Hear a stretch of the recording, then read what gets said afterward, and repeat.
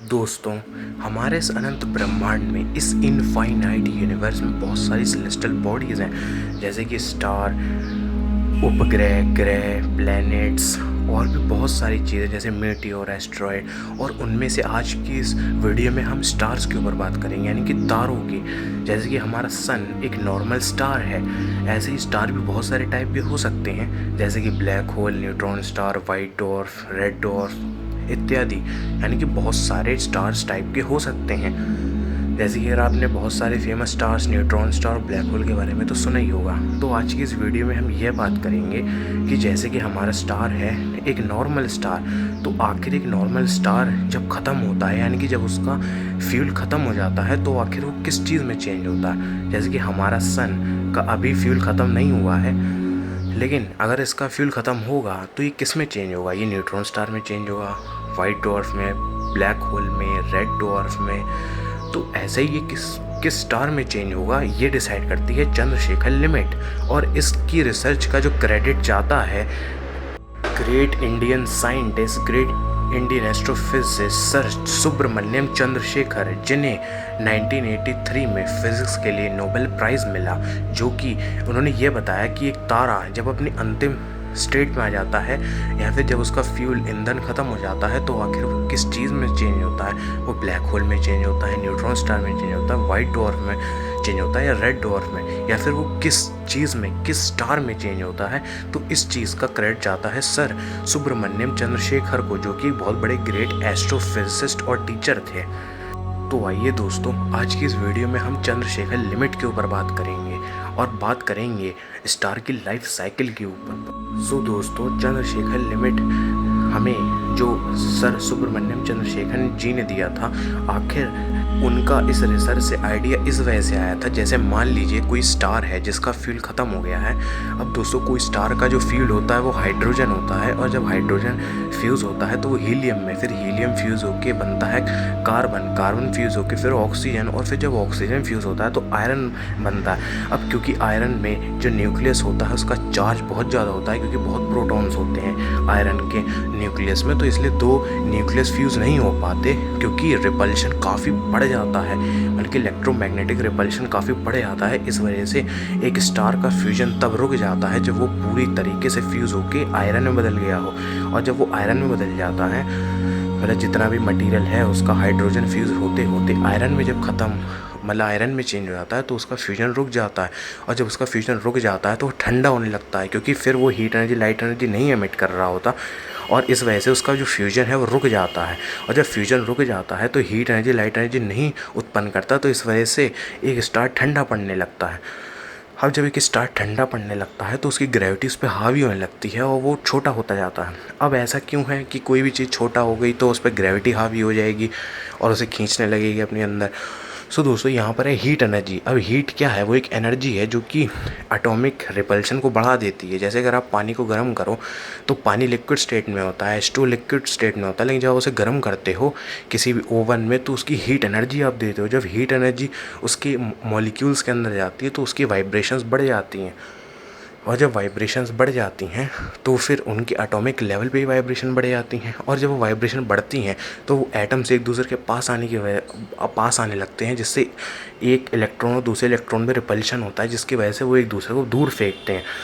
और यही मॉलिक्यूल्स जब रिपल्शन की वजह से बहुत दूर चले जाते हैं तो वो लिक्विड स्टेट से दूसरे स्टेट में चेंज हो जाता है, जिसमें मॉलिक्यूल्स आसपास नहीं होते, बहुत दूर होते हैं, जिसे हम गैसियस स्टेट कहते हैं। यानी कि हीट एनर्जी से एक स्टार का बहुत लेना देना है। इस वजह से जब एक स्टार बहुत ठंडा पड़ जाता है तो उसकी जो उसकी वाइब्रेशंस होती हैं एटॉमिक लेवल पे वो बहुत कम हो जाती हैं, जिससे वो जितने पार्टिकल्स हैं वो एक दूसरे के आसपास आने लगते हैं, और ग्रेविटी उनको अपने अंदर खींचने लगती है। तो एक ऐसे स्टार होता है जिसका, अगर एक स्टार का 1.44 टाइम्स मास कम है हमारे सन से, तो उसका जब फ्यूल ख़त्म हो जाएगा तो वो वाइट डॉर्फ में चेंज होगा। और वाइट डॉर्फ कैसे, जब वो स्टार ठंडा हो जाएगा, क्योंकि न्यूक्लियर फ्यूजन रुक गया तो एक स्टार ठंडा हो जाएगा, और जब एक स्टार ठंडा हो जाएगा तो उस पर ग्रेविटेशनल फोर्स जो है हावी होने लगेगी, जिस वजह से वो स्टार को अपने अंदर खींचने लगेगी। अब दोस्तों, पॉली एक्सक्लूजन प्रिंसिपल जो क्वांटम फिज़िक्स में आता है वो हमको ये बताता है कि फर्मियोन्स के बीच में चारों क्वांटम नंबर कभी सेम नहीं हो सकते, तो इस वजह से उनमें रिपल्शन क्रिएट होता है और वो ग्रेविटी के अगेंस्ट जाने की कोशिश करता है। तो इस वजह से एक टाइम ऐसा आ जाता है कि जो स्टार होता है एक उस पर दो फोर्स काम कर रही हैं। एक तो ग्रेविटी उसको अपनी तरफ खींच रही है और पॉली एक्सक्लूजन प्रिंसिपल का जो रिपल्सिव फोर्स है उसे बाहर की तरफ फेंक रहा है। तो इस वजह से दो फोर्स बन जाती हैं और जब यही दो फोर्स इक्विलिब्रियम में आ जाती हैं, यानी कि दो फोर्सेस इक्वल हो जाती हैं, तो एक स्टार ना तो कोलैप्स होता है, यानी कि ना तो अपनी तरफ खींचता है और ना तो दूर अपने से होता है, एक्सपेंड भी नहीं होता। तो इस स्टेट को जिसमें ना तो वो एक्सपेंड हो रहा है ना तो वो कॉन्ट्रैक्ट हो रहा है, इस स्टेट को वाइट डॉर्फ कहते हैं। और ये किन में होता है? जिन स्टार का मास 1.44 टाइम्स हमारे सन से कम होता है। अब उन स्टार्स की बात कर लेते हैं जिनका मास हमारे सन से 1.44 टाइम्स ज़्यादा होता है। सो ऐसे स्टार्स दोस्तों या तो वाइट डॉर्फ में नहीं, ब्लैक होल या तो फिर न्यूट्रॉन स्टार में चेंज होते हैं जब उनका फ्यूल ख़त्म हो जाता है। अब दोस्तों, ऐसे स्टार जिनका मास 1.44 टाइम्स हमारे सन से ज़्यादा होता है, जब उनका फ्यूल ख़त्म हो जाता है तो चंद्रशेखर लिमिट के अकॉर्डिंग वो जब फ्यूल ख़त्म हो जाता है तो वो एक नॉर्मल स्टार नहीं बल्कि एक न्यूट्रॉन स्टार या फिर ब्लैक होल में चेंज हो जाते हैं। अब कैसे? तो दोस्तों, जब मास ज़्यादा होता है, किसी भी चीज़ का अगर मास ज़्यादा है तो उसकी ग्रेविटेशनल फोर्स जो वो एक्सर्ट करेगा वो भी ज़्यादा होगा, क्योंकि सर आइजैक न्यूटन ने हमें बताया था कि जो कि बहुत बड़े ग्रेट फिजिसिस्ट थे, उन्होंने जब ग्रेविटेशनल का लॉ दिया था तो उन्होंने उसमें यही बताया था कि force of gravitation is directly proportional to the mass, यानी कि मास जितना ज़्यादा होगा ग्रेविटेशनल फोर्स भी उतना ही ज़्यादा होगा। तो इस वजह से एक न्यूट्रॉन स्टार में, क्योंकि न्यूट्रॉन स्टार तब बनता है जब 1.44 टाइम्स किसी भी स्टार का मास ज़्यादा होता है हमारे सन से, तो उसका मास ज़्यादा है तो ग्रेविटेशनल फोर्स भी ज़्यादा होगा। तो ग्रेविटेशनल फोर्स क्या करेगा? वो उस स्टार को अपने अंदर खींचने की कोशिश करेगा और पॉली एक्सक्लूजन प्रिंसिपल का जो फोर्स होगा वो उसे दूर ढकेलने की कोशिश करेगा।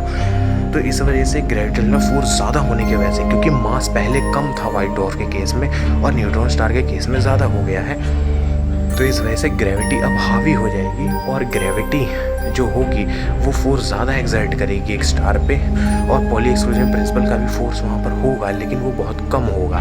तो ग्रेविटी जीत जाएगी और ग्रेविटी उस स्टार को बहुत हद तक छोटा करती चली जाएगी। मास उसका उतना ही रहेगा लेकिन डेंसिटी उसकी बढ़ जाएगी, क्योंकि मास पर वॉल्यूम बढ़ जाएगा, क्योंकि वो छोटा होता जा रहा है, खिंचता जा रहा है, अपने कोर की तरफ बढ़ता जा रहा है। तो इस वजह से ऐसे ऑब्जेक्ट को हम न्यूट्रॉन स्टार कहते हैं। और यहाँ पर एटॉमिक रिपल्शन भी इतना कम हो जाता है कि न्यूट्रॉन स्टार में सिर्फ न्यूट्रॉन्स ही बचते हैं। कैसे बचते हैं? क्योंकि जब एटम्स बहुत पास आते हैं तो जो प्रोटॉन्स होते हैं वो इलेक्ट्रॉन के साथ मिल जाते हैं। जो प्रोटॉन इलेक्ट्रॉन होता है वो मिल के इलेक्ट्रॉन कैप्चर हो जाता है, उससे न्यूट्रॉन का जन्म हो जाता है। तो न्यूट्रॉन स्टार किससे मिलके बना हुआ होता है? न्यूट्रॉन से। और ये मोस्ट डेंसेस्ट स्टार होता है या मोस्ट डेंसेस्ट मटेरियल होता है पूरी यूनिवर्स का। अगर आप सिर्फ न्यूट्रॉन स्टार की एक चम्मच में अगर आप न्यूट्रॉन स्टार का सिर्फ एक ड्रॉप ही ले लो तो उसका वज़न माउंट एवरेस्ट से भी, या हो सकता है हमारी पृथ्वी के 50% से भी ज़्यादा होगा, सिर्फ एक ड्रॉप न्यूट्रॉन स्टार का मास। और ब्लैक होल जो होते हैं वो उनके एडवांस वर्जन होते हैं। ब्लैक होल जो क्या होते हैं उनके एडवांस वर्जन होते हैं, इनकी ग्रेविटेशनल फोर्स बहुत ज़्यादा होती है।